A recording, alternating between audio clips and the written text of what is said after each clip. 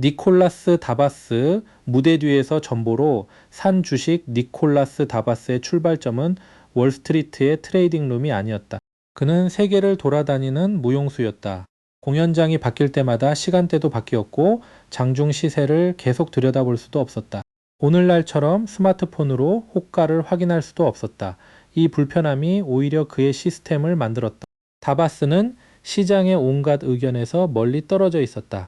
중개인이 보내는 정보에는 장황한 분석 대신 가격 정보가 왔다. 그는 가격이 어느 범위에서 멈추고 어디를 넘을 때 새로운 층으로 올라가는지를 기록했다.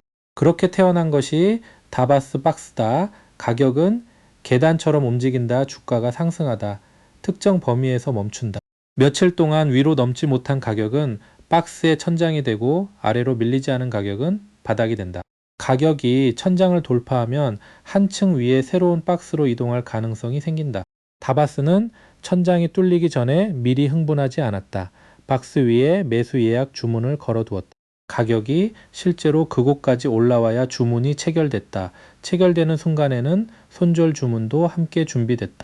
전망과 실행 사이에 자동문을 설치한 셈이다. 위키 자료는 그가 이 방식으로 18개월 동안 200만 달러 이상을 벌었다고 전한다. 중요한 것은 숫자의 크기보다 과정이다. 그는 싸 보이는 주식을 고른 것이 아니라 시장이 박스 돌파로 강함을 증명한 주식을 샀다.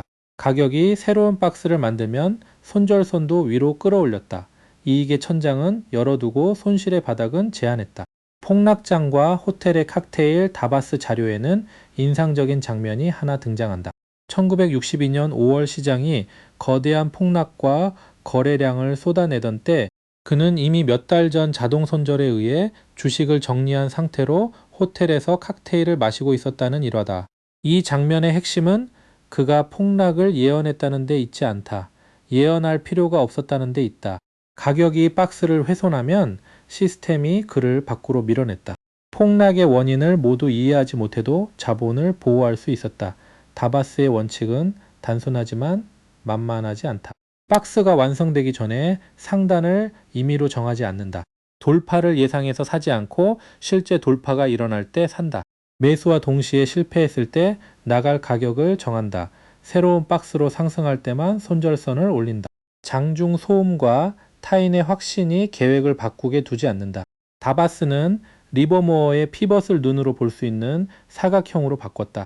추상적인 중요 가격이 박스의 천장과 바닥이라는 구체적인 구조가 된 것이다. 처음부터 박스를 믿었던 것은 아니다. 다바스도 처음에는 팁과 소문을 좇았다. 무대가 바뀔 때마다 새로운 정보 제공자가 나타났고 그럴듯한 회사 이야기는 매수할 이유를 끝없이 만들어냈다. 그러나 결과가 좋지 않자 그는 자신이 통제할 수 없는 정보의 양을 줄이기 시작했다. 회사에 대한 이야기가 아니라 시장에서 실제로 체결된 가격과 거래량만 남겼다. 이 선택은 펀더멘털은 언제나 쓸모없다는 선언이라기보다 의사결정의 우선순위를 바꾼 것이었다.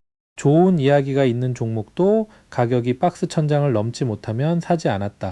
나쁜 뉴스가 들려도 주가가 박스 위에서 버티면 가격의 판단을 존중했다. 그는 원격지에 있었기 때문에 오히려 월스트리트에 흥분해서 격리될 수 있었다. 박스의 천장과 바닥을 정하는 구체적인 방식 위키에 다바스 다이제스트는 상승하던 주가가 4월 연속 넘지 못한 최고점을 박스 상단 후보로, 하락하던 주가가 4월 연속 깨지 않은 최저점을 박스 하단 후보로 설명한다. 핵심은 하루의 고점과 저점으로 성급하게 상자를 그리지 않는 것이다. 가격이 실제로 같은 범위를 존중하는 시간이 필요하다. 매매 과정은 다음처럼 진행된다. 1.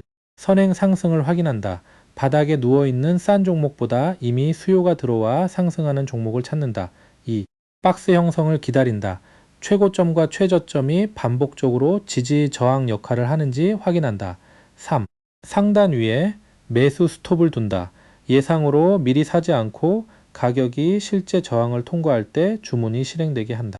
4. 동시에 손절을 설계한다. 최초 박스의 구조가 무효가 되는 지점 아래에 방어 주문을 둔다. 손절 거리가 넓으면 주문 수량을 줄여야 한다. 5. 상위 박스가 만들어질 때만 스톱을 올린다. 작은 일중 흔들림마다 손절을 끌어올리는 것이 아니라 새로운 지지 구간이 확인될 때 조정한다. 6. 다시 박스 안으로 밀리면 실패를 인정한다. 특히 거래량을 동반한 돌파가 종가의 박스 안으로 복귀하면 가짜 돌파 가능성을 경계한다. 18개월의 성공을 만든 것은 한 번의 홈런이 아니었다. 다바스의 200만 달러 이야기는 흔히 한 종목을 기가 막히게 마친 신화처럼 소비된다. 그러나 그의 시스템 구조는 여러 단계의 확인으로 자본을 이동하는 방식이다. 박스 돌파에서 일부를 사고 다음 박스가 더 높은 곳에 형성되면 위험을 위로 옮긴다.